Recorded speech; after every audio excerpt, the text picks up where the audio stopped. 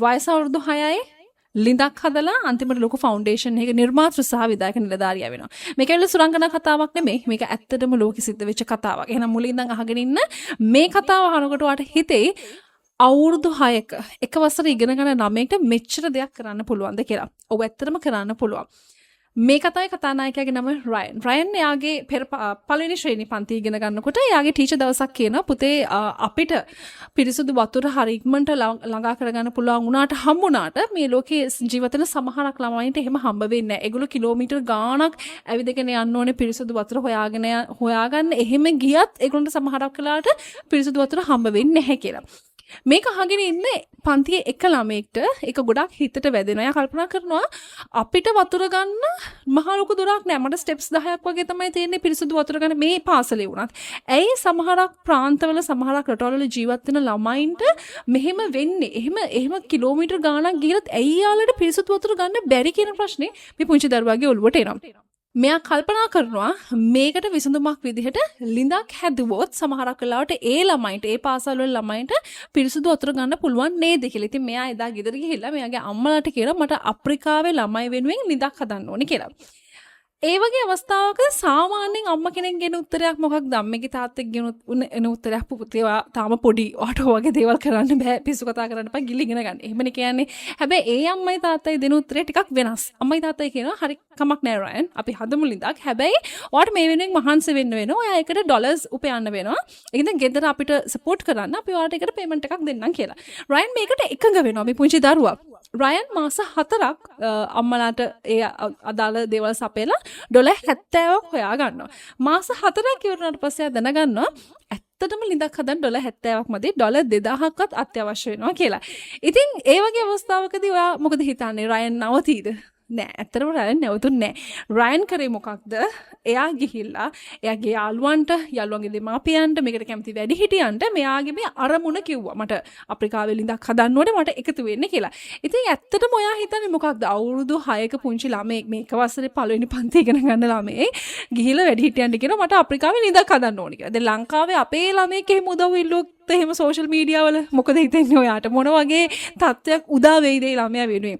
ඇත්තටම ලොකු වට සමහර වෙලාවට ළමයා බුලි වෙන්නත් පුළුවන්, සමහරට පිස්සු කියලා හිතන්නත් පුළුවන්, සමහරට උදව් කරන්නත් පුළුවන්.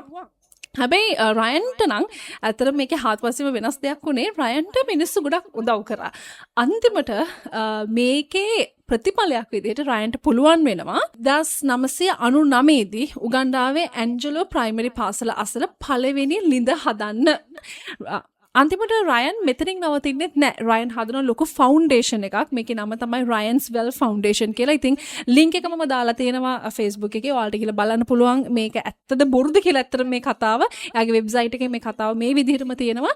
24 25 දත්තවලට අනුව එයාගේ ආයතනයේ වැඩ කරලා තියෙනවා රටවල් 17ක් හරහා ජල ව්‍යාපෘති 1834ක් සහ සනීපාරක්ෂක ව්‍යාපෘති 1323ක් කරලා තියෙනවා. ඒ වගේම තමයි මේ පිරිසුදු ජලය සහ සනීපාරක්ෂක සඳහා ප්‍රවේශය මිලියන 1.6ක් පුද්ගලයන්ට මෙයා ලබා දීලා තියෙනවා. ඉතින් ඔයා කල්පනා කරලා බලන්න අවුරුදු 6ක ළමයෙක්ගේ පුංචි සිතුවිල්ලක් ඇත්තටම ක්‍රියාවක් වෙලා අන්තිමට ඒ ක්‍රියාව මිනිස්සු කී දෙනෙක්ට සහනයක් සැලසුවද කියලා. කල්පනා කරලා බලන්න වයස අවුරුදු 6ක ළමෙක් දෙමාපියන්ට ගිහින් කියන මට ලිඳක් හදන්න ඕනේ කියලා.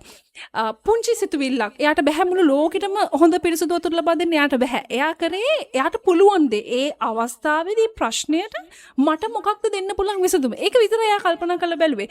ඒ පුංචි මනසට ආපු විසඳුම ඔස්සේ එයා ගොඩක් තැන් වලට ගියා. ඔයා කල්පනා කරලා බලන්න ඩොලර් 70ක් හම්බ කරනවා කියලා කියන්නේ අවුරුදු 6ගේ ළමෙක්ට ඒක ලොකු අභියෝගයක්.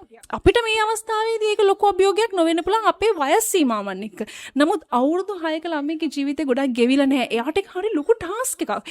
හැබැයි ඒ ටාස්ක් එක ඒ ළමයා කොහොම හරි කරනවා. ඒ අම්මලා ඒකට කරන්න යාට උදව් කරනවා. ඒ වගේම තමයි එයාගේ පුංචි සිතුවිලි ඔස්සේ එයා මිනිස්සු ගණනාවක් එකතු කරගෙන අන්තිමට ලිඳක් හදනවා. මේ කතාව මුලින් ඉඳන් අගට අහගෙන හිටියොත් ඔයා කල්පනා කරලා බලන්න ඔයාගේ ජීවිතවලට එන අභියෝග වලට ඔයා කොයිතරම් සාර්ථක ලෙස මුහුණ දෙනවද කියලා. අවුරුදු 6ක ළමයාට තියෙන ගට් එකවත් ඔයාට තියෙනවද කියලා කල්පනා කරලා බලන්න. සමහරක් වෙලාවට අපිට පුංචි අභියෝග එන්නේ. අපි ඒ අභියෝග වලට මුහුණ දෙන්න ඉතින් සමහරට බයේ පැනලා දුවනවා. සමහරට කල්පනා කර කර ඉන්නවා. අපි සමහරක් වෙලාවට මේ අපේ ඊළඟ ස්ටෙප් එකට යන්න මේ තව පොඩ්ඩයි තියෙන්නේ. ඒක යන්නේ දෝ කල්පනා කර කර ඉන්නවා. සමහරක් වෙලාවට ජීවිතේ අභියෝග එනවට අපි කැමතිත් නෑ. නෑ. ජීවිතය කියලා කියන්නේ අභියෝග ගොඩක්. ඔයාට කවදා හෝ දවසක මේ ලෝකේ වෙනසක් කරන්න ඕනේ නම් ලොකු අවදානමක් ගන්න වෙනවා. අවුරුදු 6ක පුංචි දරුවෙක් ලොකු අවදානමක් අරගෙන තමයි මේක කරේ. ඒ ලිඳ හදනකොට උනත් යාර ගොඩක් ප්‍රශ්න ඒ අභියෝග එන්න නැති. ඒ පවුලටත් එන්නේ නැති. මොකද අපි දන්නේ ඒක ඒ ස්ටෝරි එක ඇතුලේ තියෙන ස්ටෝරි එක දන්නේ නැහැ. අපි දන්නේ නිකන් ඒ කෝ කන්සෙප්ට් එක විතරයි. ප්‍රශ්න එන්න පුළුවන්. වැඩි හිටියෙක් හෝ වේවා මේ කතාව අහගෙන ඉන්න නම් ඔයාලගේ ජීවිතවල ප්‍රශ්න වලට එන්න පුළුවන්. හැබැයි ඒ ප්‍රශ්න වලට සාර්ථකව මුහුණ දෙන්න. එහෙනම් ඔයාලා හැමෝටම සුබ දවසක් ජය වේවා. වගේම තමයි මාස 2කින් 3කින් ඔයාලා ගොඩ දාගන්න කැමැත්තෙන් කවුරු හරි ඉන්නවා නම් ඔයාලා කොමර්ස් ගොඩ දාගන්න කැමැත්තෙන් ඉන්නවා නම් ඔයාලට පුළුවන් මාත් එක්ක ජොයින් වෙන්න.